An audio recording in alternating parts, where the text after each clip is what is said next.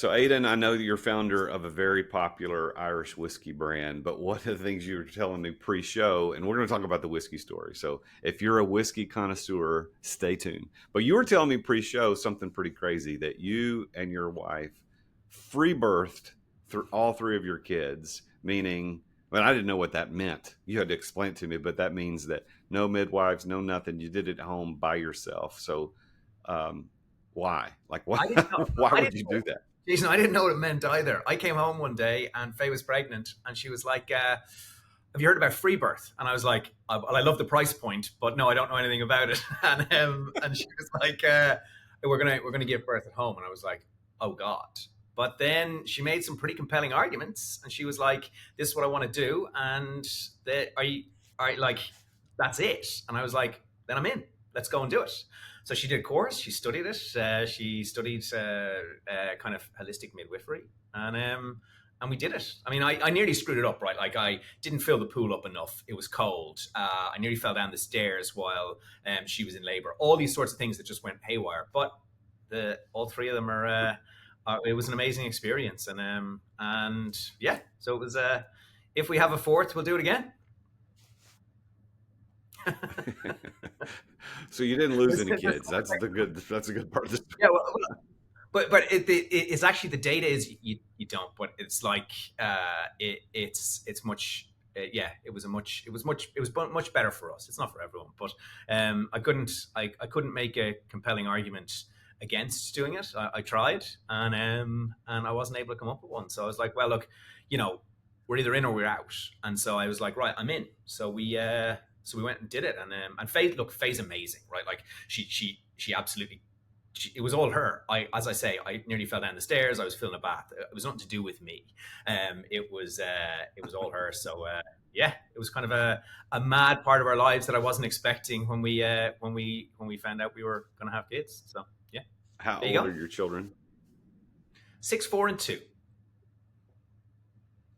Okay, wow. So, Yeah, okay, well, that's very interesting. I've know that people have had home births and that type of thing, but they usually have a midwife that's involved, somebody, a professional of some person of some sort that's there. But you made it through. Now, did you prepare by partaking of a little Natterjack whiskey? Because my wife was all about the epidural. She goes, I don't want to feel a thing.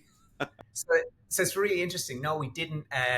We didn't. It's like a lot of that process of doing it ourselves. You got to be kind of in control of everything that's going to go on. Like if something goes wrong, how far away is the hospital? Am I going to get him in the car? Am I calling an ambulance? All that sort of. So I did the logistics, and then Faye just did what she got to do, right? And so actually, the morning of Ralph's birth, we Faye, he was our second, and I woke up and she was gone. And usually I do the kind of 5 a.m. coffees, and she was out of the bed, and I was like, 5 a.m. This isn't right. So I got up, went downstairs, and she's hopping from foot to foot, and I was like, I've seen this movie before. Okay, are we ready to go? And she's like, I want to go for a walk up Ticknock, which is a mountain outside Dublin.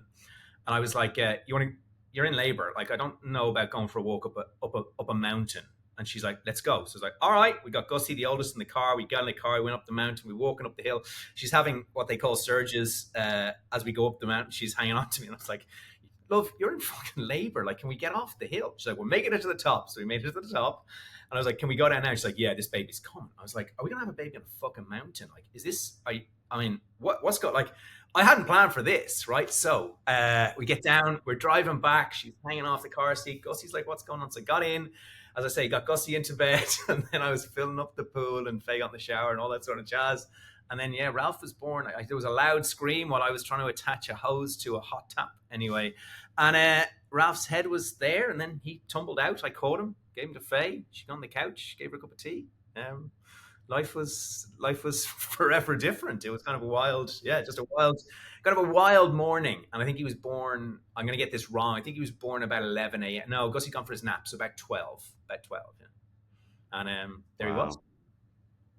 Well, we're talking with Aiden Megan today on the root of all success, and we don't normally start with childbirth stories, but I thought that was pretty interesting. So let me tell you a little bit about Aiden. Aiden is the founder and CEO of a company called Natterjack. That's Natterjack. Natterjack. You need to go look them up. They are a popular Irish whiskey brand that he grew from zero to internationally recognized liquor brand in just 5 years. And we're going to talk about that story of building a liquor brand, all of the pros and cons, all of the failures and successes along the way. But this is interesting because I have a good friend here in the Nashville area who started a bourbon brand several about I guess 4 or 5 years ago, and I watched him go through that process. And it's, yeah, I think he's living in Europe right now, trying to get it into international recognition like what you've done. But so why? I mean, obviously we could tell by your accent and the story you just told about Dublin. Like you're from Ireland, so it makes sense that people from Ireland like Irish whiskey. I'm from Tennessee, so I'm a Tennessee whiskey guy. I'm a bourbon guy. But why did you want to start a liquor brand? What was it that made you want to start this? So, look, it's a great question, and I didn't have a background in the industry. I worked in financial services in London, but I did have a background in hospitality. My grandfather owned a pub. My mum grew up in a pub, and my uncles all own pubs now in a place called Perlis in Tipperary. And so I had a background in that, and I always worked in restaurants. I always said the best job I ever had was waiting tables. I loved it. I love interacting with people, finding their stories, making their night better, and then they move on. Right? It was and bartending the same. So I then went into financial services, and something wasn't clicking for me. It was a good job, a nice life, and all that sort of stuff. And I had a favorite American whiskey, but I didn't have a favorite Irish whiskey. And I was like, I want to build something, right? So trading's great. There's numbers on a screen, and there's aggression, there's triumph, there's defeat, there's all that you want in life, right there. But you're sitting at a screen doing it. And I was like, I want to get out there. And I always wanted a job. I say this to Faye. I don't think I've ever said it to anyone else before, but I always wanted a job where I was kind of swanning around and answering calls on the fly, right? And instead, I was at a desk, and a desk would call, and it's like, I'm offering you 50,000, this, that, and the other. And so, look, and that was great, but I wanted to build something. And I think that was the difference. So when I was kind of 36, I handed my notice to Lloyd, who's still a great mate of mine. And I was like, I'm going to go and start this whiskey company. And I got a picture of a toad. And what do you reckon? He's like, I think the toad and the name are great. Natterjack, I think that's amazing. I wish you all the best. And what can I do to help? And that was kind of a theme throughout everything. That was like kind of 2016. I didn't have enough money to do it myself because I figured you need about 1.5 million, give or take, to launch a spirit brand. I was so wrong about that figure, but that was what I figured at the time. So I went away and tried to raise that. But I also, Irish whiskey had missed me. I love a night out like as much as anyone else, and I didn't have a favorite Irish whiskey. I had a favorite bourbon, a favorite gin, a favorite beer, and a favorite wine. And I was like, what is it about Irish whiskey that's missed a 36-year-old with disposable income in London? Like, why is it? And I was like, surely there's a path here for me to bring my passion to that. And so that was the why. And I registered a name and got a website, all that, or got a web domain, all that jazz. But yeah. So what is your favorite American whiskey or bourbon? So it's changed. It back then it was Elijah Craig. Now I mean, it's definitely not Jack Daniels. But it is a bourbon. So I think on a kind of a standard, my favorite bourbon is probably Breckenridge bourbon, but Oh, because I worked there. So yeah, I met Jordan Via, who's the distiller there, Jordan Via, and he's an amazing distiller. And I went and stayed with him for a month and worked at Breckenridge. So I feel Breckenridge is so linked to our story that I'm kind of like, yeah, that's my favorite American whiskey. yeah. Well, it's interesting for those of us who do enjoy a fine spirit, is that you go through seasons because your palate changes, your context determines your experience. And to be honest, I've never had. I think the only Irish whiskey I've ever had is Jameson, and I wasn't really, it wasn't my thing. I don't want to conflate spirits because I don't want to seem like I don't know what I'm talking about. But I'm also not a Scotch guy. I'm not a big fan of Scotch. I can drink a good, really high end Highlands Scotch, but it's not a preference for me. I'm not that. But I love the process of tasting them and going through and understanding the differences of the quality, not necessarily quality, but just the nuances of taste. So I will be looking forward to partaking of some Natterjack at some point because it's not available here in Tennessee where I live yet.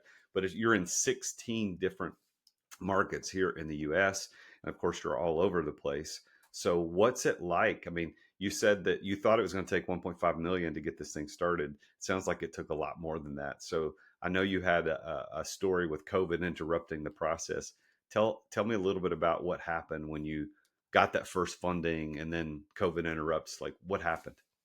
Yeah, and so 2019, amazing year, right? So we launched February 23rd, 2019, right? And it just big launch in Dublin, absolutely, big location, 10 deep at the bar, cocktails, was just amazing, right? And I went off and I was around the world. I was in Tokyo, I was in China, was our biggest market that year. I was in the States. I did this kind of 5 market, 10-day blitz of markets to meet distributors, all that sort of stuff, right? And by the end of the year, I was like, we need to get to the States. Like, I go into a bar in Ireland and no one cares. I'm just some Irish dude with a whiskey, right? It's like, get out. But I go into a bar in Washington and I speak to someone. I'm like, I started this. They're like, tell me more. I'm like, it's a stepping stone from Irish whiskey to bourbon because it's finished in virgin oak. It's much more versatile than Jameson or anything else in the Irish market. And they're like, tell me more. And I was like, this is where we need to be to tell our story. So then it was like amazing. So as I came back from that trip, kind of walking on cloud nine, and I said to Faye, we need to get over there. She was like, let's go. So we started to look at that with our investors, but then COVID hit, travel stopped, and between the jigs and the reels, we ended up with no cash because I couldn't be out there driving the brand. The thing. It's what your friend is learning. He's gone to be in market in Europe, right? You have to be in market for a spirits brand. There's no way to build it remotely. And I've been on a plane at least once a week, every week since I've been in the US for 18 months. No, Faye's like, you need to stop traveling. I'm like, yeah, I'll stop. So, but then 2021 happened. We had a VC firm say they wanted to invest. 18 months later, no investment, no cash. And I sent an email that got read out in court, so I'm not necessarily very proud of it, but it was like their offer changed from being kind of 5 million for 45% to being no more money for 51% total board control, right? So I sent an email that Ooh. said, I see what you're trying to do, and fuck you, best, Aiden. And that focused everyone's minds, let me tell you. So, and as I say, it's not my best writing, okay? But I think and I don't talk about that email that much, but I think I tried to push things forward. I'd said, look, what's stopping us? What do you need from me? Boom. But the point is, what they were trying to do was force us into a position where they could take the brand because they love the brand, they love the fact that we were in market, and they wanted it for themselves, and they didn't want me involved. And so, what would happen? And this is for anyone who's starting a business, is if someone takes the percentages don't matter, but total board control does. And I was like, if you have 51% of my shareholding and total board control, I may as well write my resignation letter now because you're going to force me out, right? That's what's going to happen here, right? And you're just going to take the brand and forget Aiden, use all the contacts, the business I built, and myself and the team will be gone. So sent that email, that focused everyone's mind. Our original investor said I torpedoed a great deal, but the deal wasn't there. Like I knew what they were doing. And so we ended up in Chapter 11 bankruptcy protection and had to go and raise the capital. And then I went on this kind of mad journey. And by the way, so we're clear, myself and Faye were living in an Airbnb at this stage. And by the time we were in examinership, we'd moved back in with her parents because we were out of money. Were you in Ireland or were you here in the States? We were in Ireland. She's English, so we threw out everything we didn't need, and we gave back the keys on our house. We sold our car. We bought a car in the UK, drove it across, packed up everything we had into the back of a saloon, and the 2 kids at the time, and drove to her parents' farm in Suffolk and lived on the farm because we had no money. And this was 2022. It's not that long ago, and so we went into Chapter 11 bankruptcy. And what you can do during that 90-day period is you can go and raise money and to try and structure your debt, so pay off the people you owe money to and have enough money for the future. That's kind of what you have to do. However, anyone can bid on your business during that process. It's like a divorce where anyone can bid on your children. It's mental. So there was 2 other bidders in the process. So if we raised less money than them, we would have lost the company to the bidder. Now, it turned out that was our initial investor in the VC. They had gone to bid on the brand against us. And so the court ruled with us, but our major investor in the process pulled out 8 days before the end. So I had 8 days to raise 5 million euros. And we got it over the line. And 2 days later, Artie, our third kid, was born in a similar sort of situation to the one I talked about earlier. Oh my! So it was a wild. Gosh. It was wild. Let's take a quick break to thank our amazing sponsors for making this podcast possible. You know that sinking feeling when you're waiting on an urgent payment to come through? The one that you needed in your account yesterday to pay your guys for the last job and start buying materials for the next one? Yeah, you know that feeling. It's the feeling of a cash flow crisis, and it's a sign that you should be banking with Relay. Relay is an all-in-one banking and money management platform that puts you in complete control of your cash flow, all from your smartphone with no monthly fees. I love their app, by the way. I am a customer. With up to 20 free checking accounts, you can separate your cash for every project or set up dedicated accounts for things like payroll, taxes, and material costs. Relay makes it super easy to keep tabs on every dollar and know exactly how much money is flowing through your business. You can assign up to 50 debit cards to team members to cover everything from supply orders to coffee runs. You stay in complete control with the ability to set spending limits or freeze cards in seconds. They even have a Relay credit card that you really should check out. It helps tremendously with cash flow. And if you work with an accountant or a bookkeeper, you can assign them secure read-only access to your accounts, so they always have everything they need to keep your books in pristine condition. The best part? Relay is 100% online, so you never have to visit a busy bank branch in the middle of the crazy workday. From depositing checks to creating virtual expense cards, you can do it all from your phone without ever leaving the office or the job site. Get banking built for small businesses. Sign up in 10 minutes at therealjasonduncan.com/relay. That's therealjasonduncan.com/relay. And by the way, I am a customer. They're not just a partner with me on this podcast. I actually use them as I bank with them. So go check them out. therealjasonduncan.com/relay. Relay is a financial technology company, not a bank. Banking services provided by Thread Bank, member FDIC. Thanks for listening to our sponsors. Now, back to the show. Yeah. So let me make sure I'm understanding the timeline. So you launch in 2019. Things are going great. You think this is the greatest thing ever. 2020 hits, everything shuts down, starts slowing it down. But coming into 21, 22, it's limping along as a brand. And ultimately, you end up having to file Chapter 11 bankruptcy for protection. And I'm assuming that's for the company, Chapter 11 for the company. Is that right? Or was that also personal? No, Okay. there's no personal bank. Like, the company's a limited liability partnership, so it's all the company. However, I hadn't earned a salary from the business for 6 months. So we were personally, although we weren't bankrupt, we were in a really tight place. Like, when we were living in that Airbnb, Faye sent me to the supermarket to get 46 items. I remember very clearly because I had 23 euros in the bank. And I was like, there's no chance each of these items is 50 cents. I was like I'm goosed. And so I was like sitting outside. And I remembered I had a Betfair account, which is an English betting account, with £100 sterling, which is 120 euros. I transferred that to my debit card, got the shopping, went home, and Faye's like, "Is everything okay?" I was like, "I don't know." So we were very tight. Now, look, we have family. We're never gonna. It's never gonna not be able to eat. Like, my mum brought us groceries, that sort of thing. But I'm a 41-year-old man at that stage, 42-year-old man.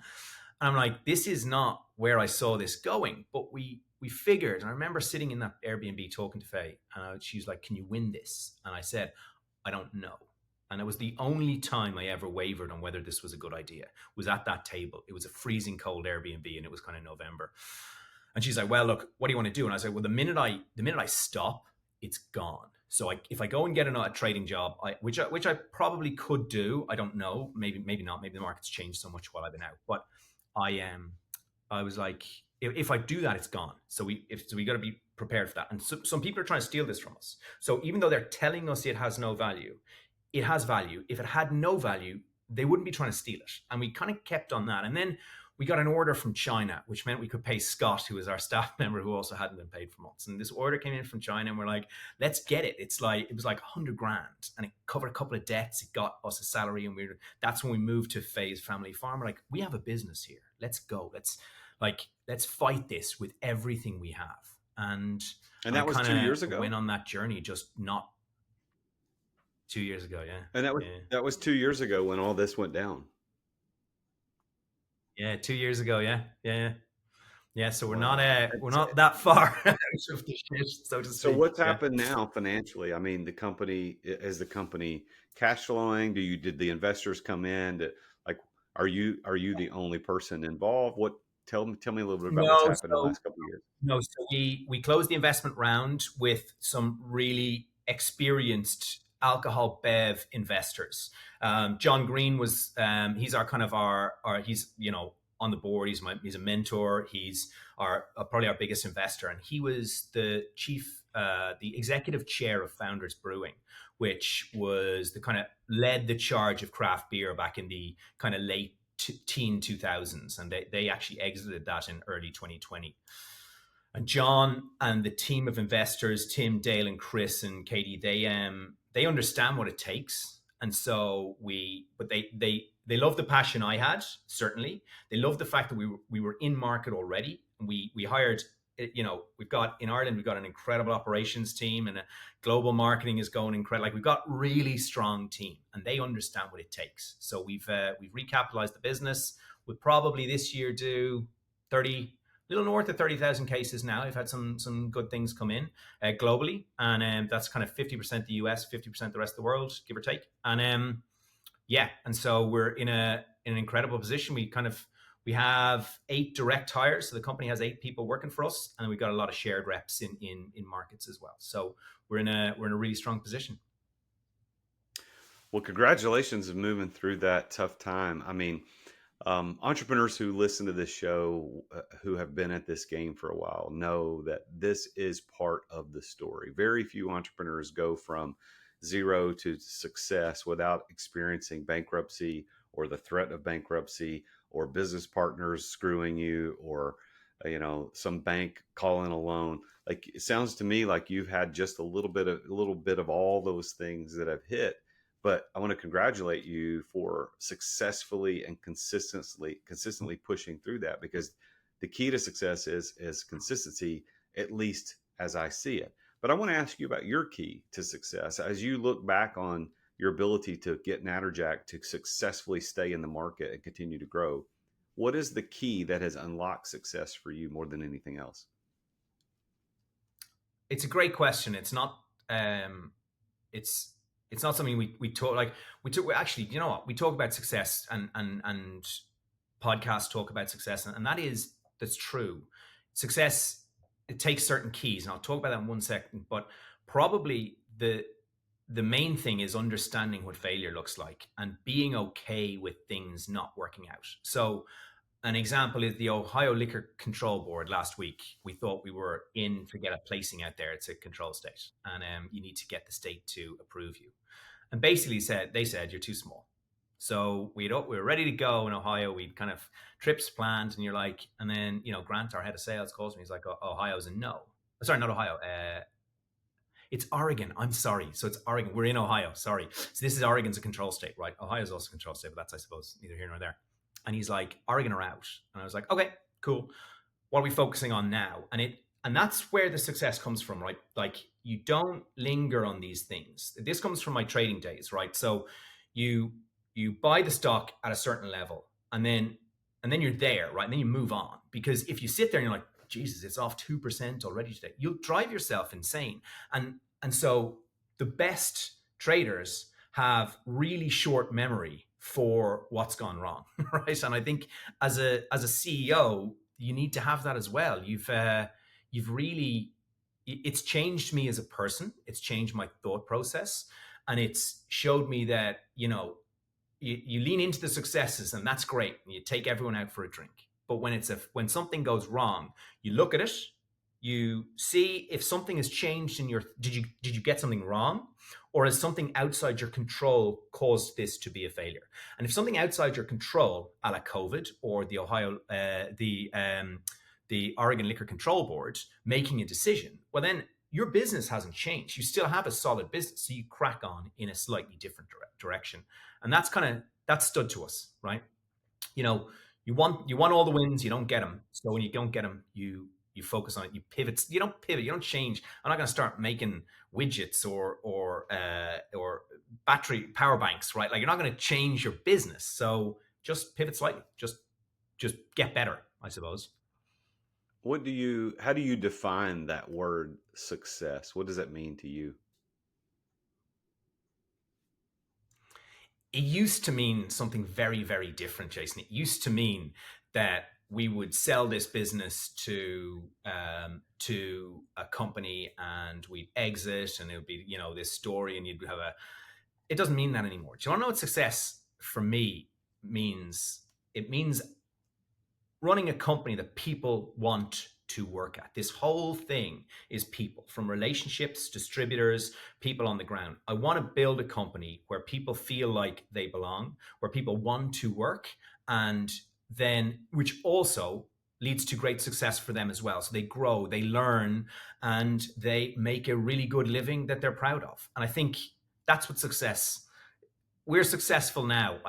It's changed massively. I don't want to talk too much about my home life, but like Faye, I think Faye would love to sell the business and go and live on a yacht. Whereas I'm like, I would do this for 100 years. I absolutely love it. And so it is successful. And I think now that doesn't change my drive, because I am still driven to make this a truly global brand, and I will do that. But I love doing it.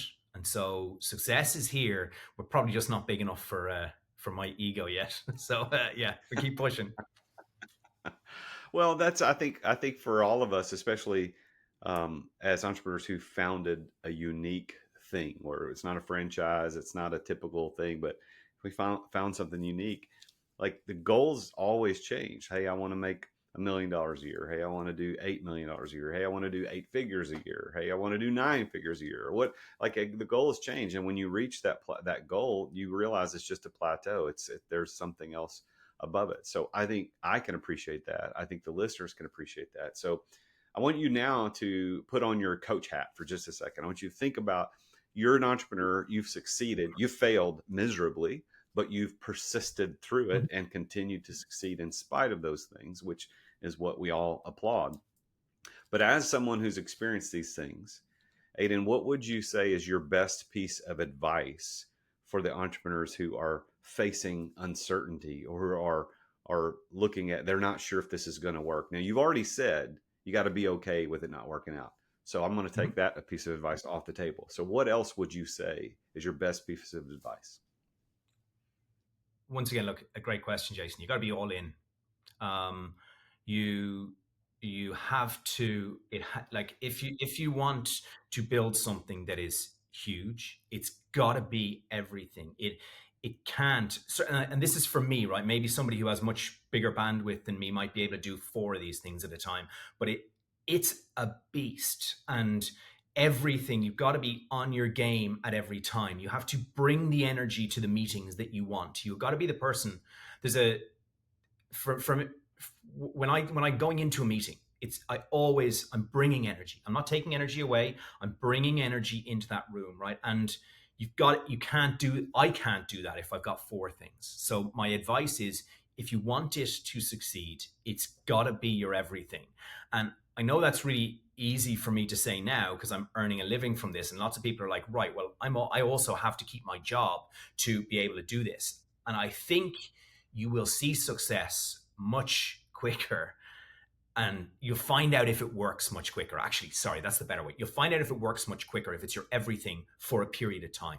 So quit your job, give yourself 6 months to find out if it works, because not all ideas are great, and lots of my ideas are shit. But you gotta go and find out if they're good. And so you gotta be all in. That's it. I love it. Well, As we get ready to close out the show, I want to spend some time talking about the product, talking about Mhm. Natterjack itself, because there's a lot of people. I would imagine many people listening to the show have never heard of Natterjack. I know I had not heard of it until your team reached out to me about being a guest on the show. Obviously, it's not sold here in Tennessee, so I haven't seen it nor have I heard of it. But I'm looking at the website, which is natterjack.com. Everybody needs to go check that out. And one of your tagline is an Irish whiskey with an American accent, which that's that's gold. I love that. So tell me a little bit about the product. I know you said that it's aged in virgin American oak barrels. So tell me a little bit about the product itself. So, kind of the defining feature of Irish whiskey is Jameson, really, like if we're being honest. And I wanted to do something different. And because like loads of people don't like JMO, they did shots of it in college and they've kind of moved on from it. And look, don't get me wrong, we wouldn't have a category without Jameson. So I have a lot of time for them. But for me, the flavor profile doesn't work. And the flavor profile of bourbon does work. But what I love about Irish whiskey is the triple distillation, the smoothness. So I was like, so Jordan, who's the kind of genius behind the flavor profile, was like, look, why don't we finish it for 3 years in ex-bourbon and put it for a year in virgin oak char number 4? And I was like, let's do it. And so to that point about being all in, we went and did that. We laid it down, not knowing what the end product would be like. And then when we took it out of barrel, we were like, shit, this is really good. And Jordan was like, yeah, it rounds off the edges. And so Natterjack, which I'll send 3 bottles to you once I'm off this call. It'll come from Susan, who sorts all that jazz out. But we were like, this is really smooth. And it is. It's 80 proof. It disappears. It's an amazing, as an old friend of mine used to say, it's great drinking whiskey, right? So it's like, and then we were like, right, so we got to be honest about this, right? And I was like, I really want to release a cask strength because it's huge. People love it. And we spoke to kind of Jordan, the distillers, and they were like, yeah, look, it's like, why don't you release it at 55%? Because that's kind of more approachable, like any higher end people. And I was like, but that's bullshit, right? That's a high proof. It's not cask strength. Anyone who has a cask strength of 55, in my view, it's not actually from the cask. It's also been proofed. So it comes out of the cask. Irish whiskey comes out of the cask in the mid 60s, right? So, and actually a funny aside. So we have this, if people look at the site, you'll see the labels are printed on the bottle for cask strength. It's got a metal toad. And so I was like, that's bullshit. We got to take it out of the cask at true cask strength. I'm here like, who's going to want to drink a 63% whiskey? Like, you're off your rocker. And I was like, but it's cask strength. I've got to be honest about this. So it comes out of the barrel, through a sieve, into the bottle. Amazing, right? And then Jim Murray from Jim Murray's Whiskey Bible, which is kind of, a global reviewer, he calls me up and he's like, hi, Aiden, it's Jim Murray. And I was like, sure it is. Yeah. I know who this is. And he's like, it's Jim Murray. And I was like, sorry, Jim. And he's like, I wanted to tell you that you've won Irish Whiskey of the Year with your cask strength. And I was like, get out. And he's like, you're going to be able to recreate it. And I was like, I don't know if we can recreate it because we didn't do anything. It just came out of the cask. It went into a bottle. So will we ever win that again? I don't know. But like previous winners, the previous winner was Bushmills 30-year-old, which is like $3,000 a bottle. Our cask strength is like $85, and it's the best Irish whiskey in the world. So yeah, so that was. Yeah, right. Yeah, it's got to become a Giffen good. We got to be honest. It's a really fair price, and that's really interesting, right? When you're talking about entrepreneurs starting businesses, price point is key because it doesn't matter if you have $1 billion or if you have $10, right? Everyone likes value, and you see that in wine where people are like, this. For you can get this bottle for $50 and it's much better than your Chateau Leoville Barton, whatever, right? And it's like, because people like value. And also, we got to be fair. I want an accessible whiskey. So the price point stays the price point, even though I know some people would like us to increase it. So there's they were our two kind of core products. I won't bore you with much more of this, but very quickly in 2020, I asked for some whiskey to come out of barrel and it never came out of barrel. And so it stayed an extra year in that virgin oak. And so when Jordan tasted it, he's like, this is our best whiskey. Like, why don't we release it? And I was like, okay, let's release it. So we spoke to the marketing team and they were like, look, this should be your vision. You got to say this is Founders Reserve. This was Aiden always wanted to make this whiskey because he had a favorite burger. And I was like, but that's bullshit, right? So we released our third product, which is called The Mistake, because we mistakenly left it in barrel too long, and that's on me. So we're always trying to tell our story through the products, but also be true, be authentic about the processes, the failures we've made. I'll tell anyone about the mistakes, and I'll help anyone out. But that's kind of, there are 3 products, and there won't be another one unless I fuck something else up, Jason, and it tastes good. So. Well, I think that from a branding standpoint, I'm looking at the website. It's really, everything is really looks really well done. Your team is doing a great job, and your vision as the leader is driving that strategy. So from the outside looking in, it looks great. I can't wait to get those bottles. I can't wait to taste it. I'm really excited. And I know you live in Austin now, so the next time you are in this part of the country trying to get into the Tennessee market, we need to get together and enjoy a little Natterjack and maybe a cigar or something, hang out. But it's been such a pleasure to talk to you, and I want to congratulate you on your kids living through that process that we talked about at the beginning. But I also want to congratulate you and Faye for pushing through and bringing to the world some joy, because that's what the spirits industry is about.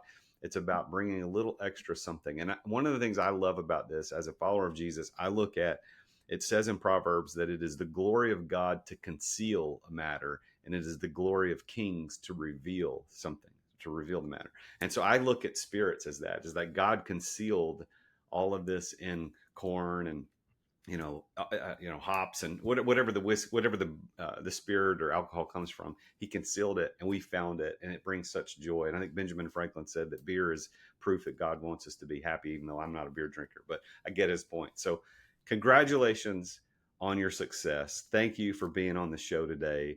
It's been such an honor to have you here, and I can't wait to meet you in person. This has been a true joy. So thank you for being here today. Congratulations. I'll see you when I'm in Tennessee. Thanks, Jason. All right.